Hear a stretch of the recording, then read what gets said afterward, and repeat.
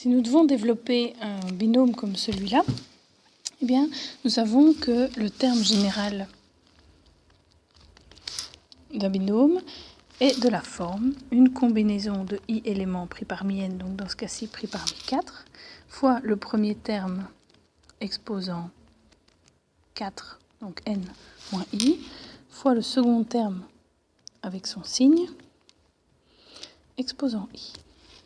Ce qui nous donnerait pour 2x² moins 1 sur x³ exposant 4, C04 fois 2x² exposant 4 fois moins 1 sur x³ exposant 0, plus. Et pour les termes suivants, je vais chaque fois ajouter 1 à i, donc c'est 1,4 fois 2x² exposant 3, donc 4 moins i, 4 moins 1, fois moins 1 sur x³ exposant 1, plus C24 fois 2x² exposant 2 fois moins 1 sur x³ exposant 2, plus C34 fois 2x² exposant 1 fois moins 1 sur x³ exposant 3, plus C44 fois 2x² exposant 0 fois moins 1 sur x³ exposant 4. Il s'agit alors d'effectuer ces différents calculs. Les combinaisons peuvent s'obtenir de différentes manières. Soit vous écrivez rapidement le triangle de Pascal jusque, dans ce cas-ci, la ligne 5, ce qui est encore faisable, donc ce qui donne 1, 1, 1, 1, 2, 1, 1, 3, 3, 1, 1, 4, 6, 4, 1.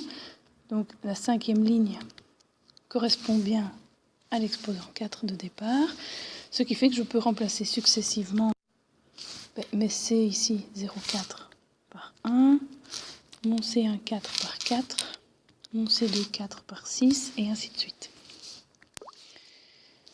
Ou alors, vous savez que CIN, c'est factoriel de n sur factoriel de i, fois factoriel de n moins i.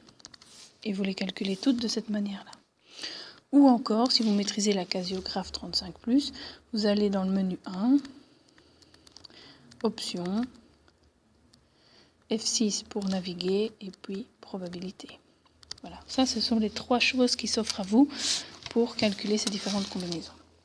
Bon, dans ce cas-ci, le triangle s'avère très rapide et très facile. Donc dans le calcul, ça va donner 1 fois 2x² exposant 4, donc 2 exposant 4 qui donne 16, et x² exposant 4 qui donnera du x exposant 8. Moins 1 sur x³ exposant 0, lui va faire 1. Voilà, je viens de finir ce premier terme. Je passe donc au deuxième. C'est un 4 dans le triangle. On sait que ça fait 4. Fois 2 au cube, 8. Fois x² au cube qui donne du x exposant 6. Fois moins 1 sur x³. Le troisième terme, lui, va donner comme coefficient 6 dans le triangle de Pascal. Fois 4 fois x exposant 4. Plus, donc fois, plus moins 1 sur x³ au carré, donc le signe moins disparaît, ce qui devient 1 sur x³ au carré, donc 1 sur x exposant 6.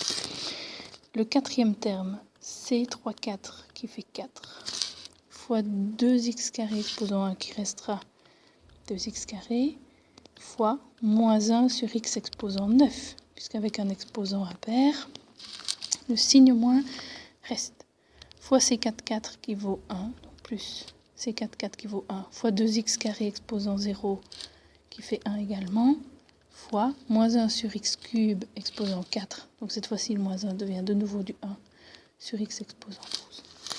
Et on peut simplifier, 1 fois 16 fois x8 fois 1, ça donne bien 16x8.